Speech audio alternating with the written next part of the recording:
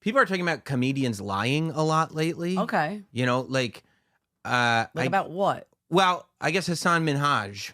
Oh, I thought you say things really I weird. pronounced that weird on purpose. Okay. Hasan Minhaj. Okay, good. He was in line to get the Daily Show. I did know that. He seems like a good pick for the Daily Show, right? Yeah, and Comedian who talks about politics. The one stand-up I saw of him, I don't remember when it was. I enjoyed it. I thought it was funny. I laughed. He had that whole Netflix show where he was talking about like political issues every week, you know? So he was in line to get it. They did, when Trevor Noah left, they gave all the guest hosts, you know, a week to do it. And it was fine, whatever. But an article came out where somebody went through his stand-up. Okay. And they found like all these stories that he had told. Okay. And the stories were exaggerated. They weren't true. Well, stories of like stand-up stories? So it was more like stories that have to do, they have like political and racial connotations. It was like during when the Patriot Act happened, an agent that was in his mosque, or like he told a story of going to the prom. That was the big one. He told a story of going to the prom. It was just complete fabrication. Where the mother didn't want the date, going to the prom with like a Muslim guy or whatever. And and the prom date even said like they found out that I went to the prom with him, and they were like, oh, so did some digging, harassing the mother. Like they've been doing this for years. Okay. But they did some digging, and they were like, these stories aren't true. Like these didn't happen. You can't, I mean, you can exaggerate. I think most comedians exaggerate a little bit for like effect, but you can't just straight up lie, especially when there's stories that people, I mean, these days everyone's digging and trying to like. They love it. They love to find out that you're lying or like that something's up. Yeah. And Hasan said they were exaggerated to present an emotional truth, I believe is what he said. No, but it's about a person that's real. Right. You can't just make that up and be like, this family, there's prom specifically, there's photographic evidence of prom. We all have our prom pictures. There were way more people at that prom than just Hasan. Correct. You can't say that because people are going to be like, oh, no, actually I was there. And her parents would never have said anything like that. But also like emotional truths. I mean, I think that people's emotions are real. Yeah. But like, if you're like, this happened and it made me feel like that happened, then you go, well, okay, that you feel that way, but that doesn't mean that happened. But there's other ways to get across those emotional truths. You talk about why this happening made you feel this way, but you can't go like, oh, I felt like that happened, so I'm just going to tell you that happened. I'm sure you've been treated poorly or felt that you were treated a certain way, Hasan, because of your race. But not poorly enough for the bit. Perhaps not. But you can't. But then he's not the first comic, and it's weird because like I feel like more and more, especially because there's so many comedians doing podcasts now, right? And comedians are just publicly talking all the time instead of just being responsible for an hour. Yes. They're responsible for an hour every single week, or 2 or 3 hours a week, whatever it is. Not just an hour, not just when they're performing, but like on social media when they write their thoughts down on Twitter or X or whatever the fuck it's called. I don't know what it's called. It's $1. I don't know what it's called. Twix. Let's just call it Twix. Twix. Yeah. Yeah. And there's like a real sort of, well, every comedian exaggerates the truth. It's okay to exaggerate the truth. And there's even like times where you go, even if that story is not true, it's still funny, so it's okay. But then I go, well, if the story is only funny, if you're exaggerating because it happened and it didn't happen, then that's not funny. Anybody could think of a wild story.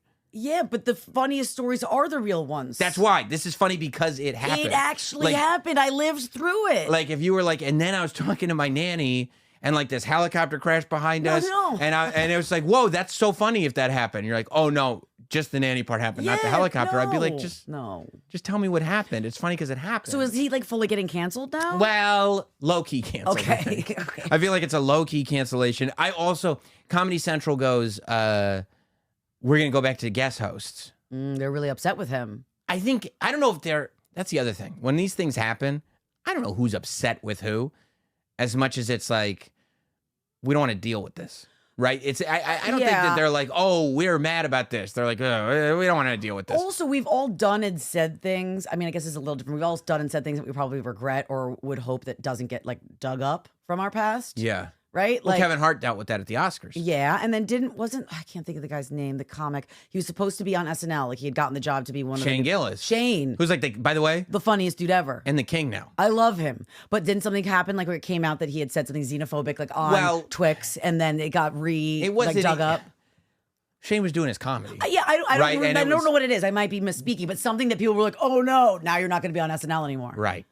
I like Shane. I think he's very funny. And Shane wasn't even lying. It was just like he was doing A bit. objectionable material. Correct. Which, I mean, he's still... I hope you do that voice every time you say objectionable material. Oh, this material is objectionable. Yes, we should not have this. They're comedians. I mean... we need them to use objectionable material. But not lie. Oh, God, no But lie. not as an excuse for lying. Fair.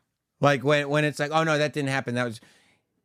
Because if it's a joke, and it's so clearly a joke, then of course that's fine. Nobody's sitting there going like, we should connect you to a lie detector. Yeah.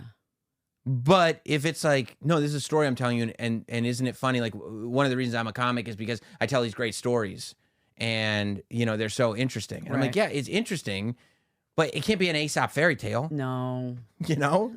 Isn't it Aesop's Fables? A fable's fairy tale. I guess it's the same, but I think the actual thing on the book says Aesop's Fables. I just like to. I'm rarely right, so I like to call out. You're right on that one. Okay, thank you. You're right on that one. Yes. Yeah, you nail that one pretty good. Yeah. I don't know. I just feel like all comics are like I feel like they liars. They're not all liars. All comedians no, but are I feel liars. Like people are after every comic. Like I feel like it's got to be scary to be a comic right now to get up and say anything because everyone's on you. Well, there is that line of accountability where it's like you shouldn't lie, but also your jokes shouldn't be held in the same breath as like a political statement, right? There's a big difference between going out there and going like, this is how I feel, and what Shane did, which is like using an Asian accent. What is Hasan? Is Hasan sad? Like, yeah, he's not. I don't think he's really talking. Okay, so because I don't know why I asked if he's sad. Like you just talked to him on the phone. I just don't understand. You all right, bro? No, but and what can he do? Like, put out a public apology with a corsage to that poor girl who he went to prom with? I think if he sends a corsage, it'll go a long way. Yeah. I think that'll make me feel better personally. Make me feel good about it. I would love it if you would send a corsage. Right. I think the only thing you could do is wait it out. Yeah. Because I think that's what Comedy Central is doing. I think because they're back to guest hosts. And I think they're just gonna let this play out for like a month. And then bring him back? Of course. But will he have to do a public apology with a corsage to get back? No. You think they'll just bring him back and they'll forget? Well, that's what I was talking to somebody in the industry that was dealing with something where there was bad press. And I was Scooter? No. I was talking to somebody and I was like, dude, relax. It's literally just like what people are obsessed with in that moment. They will forget as soon as the next story is up. It's almost like it didn't happen. Yeah. Like people have the attention span of a goldfish. It's unreal when it comes to like scandal and things like that. Yeah, they really do because it's just so like interesting and juicy as it's happening. And you're over it. But once you move on, move on. Or if you just keep charging forward. Right. As if nothing's happening, eventually people get bored. We're gonna remember that you said this because I want to see if in a month or so, maybe even 2 months, if they bring him back. That would be my guess because like Roy Wood Jr. would have been a great host for that show. Who? Roy Wood Jr. He's like a great comic. Oh, I don't know. And he was a correspondent on The Daily Show. Okay. But he quit. Okay. And I think that's because he didn't get the gig. Yeah. Which is fine. Like he's been a correspondent for a long time. He's done a great job. It's like, all right, guys, I go where I'm wanted. Yes. Right. So, but other than that, I mean, unless they get like Aaron Rodgers, which is probably the pick that I would make, get Aaron Rodgers to go in and host the Daily Show. He has some interesting commentary. It's hilarious. Oh my God. I mean, it's absurd. It's just unreal. And he loves making it. Yeah. Right? Like like any opportunity he gets, he loves to just get a little. Did you watch Hard Knocks? Oh, some of it. Okay. So like I watched maybe an episode or two and Matt was watching it. And like, they bring Liev Schreiber in at one point, or he comes to like watch them practice, the Jets practice. And Aaron's there being like, show some respect. Like telling the other players, like, hey, go show some respect to Liev Schreiber. Like Ray Donovan's here. Yeah, like totally. Hey guys, Cotton Weary just walked in. Show some respect. He was like a dad. It was just like the way he carries himself and the way that things come out of his mouth. It's just very bizarre. Hey, show some respect. Yeah. He's a locker room leader. Yeah. You got to have a locker room leader. Not anymore. Well, he still gets to go in the locker room. Yeah, I suppose. He's still got access. Busted ass. Achilles. Yeah, I mean, yeah, unless you're doing that. But I think like, I just think there's too much, like when Steve Ranazizi got caught. Who are all these people? Who's Steve Ranazizi? You didn't hear about Steve Ranazizi lying about 9/11? Is he a comedian? Yeah, he's a comedian. Oh, I'm sorry. No, you can't lie about 9/11. He lied about 9/11. That's not a thing. Who's lying about 9/11? It happened. We know what happened. No. He said he was there. Oh, that's not cool at all. Yeah, and he was like, I wasn't there. But how did they find out that he wasn't there? Did someone do digging and like? They dug it up because he told the story publicly multiple times. It was a bad alibi. He told it on Stern. Oh, where was he? On Stern. He was on Stern. No, was he on Stern when he was supposed to be? No, he's just a different. That was a terrible alibi then. There is video proof. Yeah, it was on 9/11. Howard was like, I can't believe the towers just got hit. And Steve was like, I know, I was there. I was there. And Howard was like, you've been here the whole time. What the hell are you talking about, dude? No, he was on. I think he was in a different part of the city or something. Yeah. I don't remember exactly where he was, but he was not there. Okay. And or maybe he wasn't even in. I don't remember. But he explained himself and he apologized and he was like, look, it was one of those stories that like you start telling for attention and you tell it to other comics and then this comic says this, and there is this culture in comedy where the story outweighs everything. Yep. Whether you're like doing a bit or not, it's just that's kind of the culture where it's just like, well, the story's good, so don't ruin the story. Right. But then you end up being like, oh, you could just lie about stuff. I mean, just this day and age, like social media alone will always ruin the story. You can always dig it up. You can always find receipts. You can always find evidence. And then I wonder if like, because like the people who don't like Hasan, for example, forever, like they're the ones who will never let go of this. So no matter what he said, the minute he says something like on the Daily Show, he's like, this is what's really going on. Yeah, right. Sure, pal. Yeah, right. Is that one of your emotional truths? Just like prom. Yeah, exactly. Like, yeah. Why don't we ask your prom date? Just like that really happened, huh? Oh, really? They'll hold on to it for dear life.